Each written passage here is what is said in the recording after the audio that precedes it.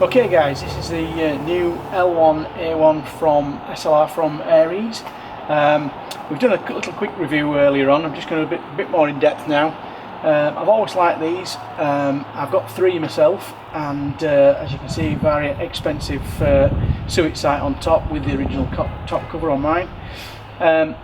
First impressions, the guns are exactly the same. There's no difference whatsoever as far as we can see.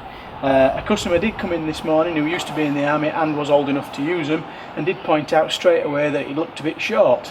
So when we put the guns together, you can see if you put the receiver and everything together, they are actually, the new one is actually 2 inches shorter.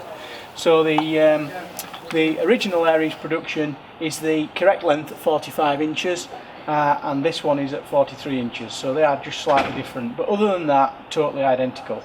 To spin it over, you can see that the trades are exactly the same as well. No difference whatsoever. I'll just turn it around this way.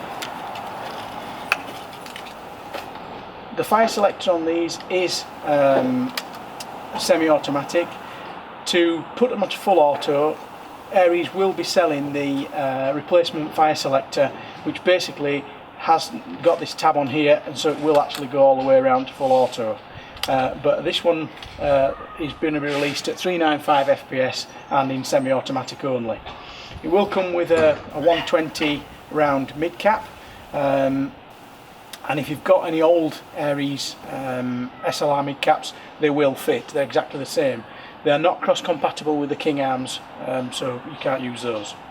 The hop is accessed exactly like the old one. You pull the charging handle back gently, and you can see the standard ARES Masada even type hop adjuster wheel there. And on the old one, the slight difference is there's a trade on that bolt carrier, and there isn't one on this one. And this one's black, and that one's a gunmetal colour. Other than that, totally different. If you are lucky enough to find an original top cover suet mount, then you can fit them on here, but you just have to splay the metal out a little bit and they will slide on. ARES are producing a rail version of this cover if you wanted to put some sort of optic on it. Personally, I don't think they look right, but that's personal choice. Other than that, then we're just going to do a bit of a shooting test with it, warts and all. It is a pre-production model, so we don't know what it's going to come out like, but we have chronoed it and it is doing 395. I think the only other thing to mention is the wood version will be coming out shortly after, and I think they are looking at doing the wood kits for them as well.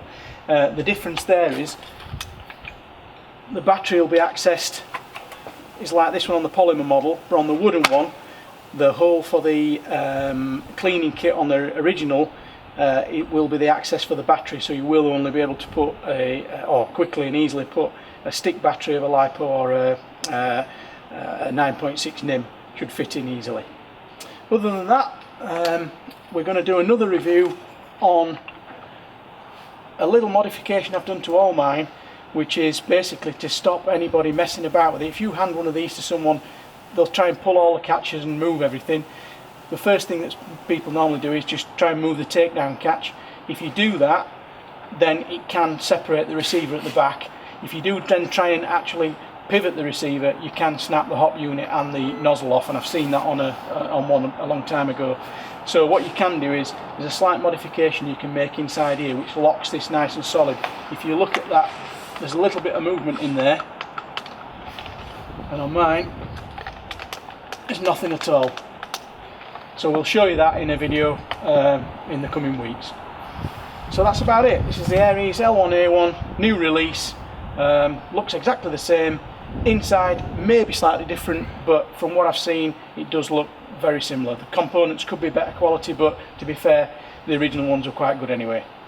We'll speak to you soon.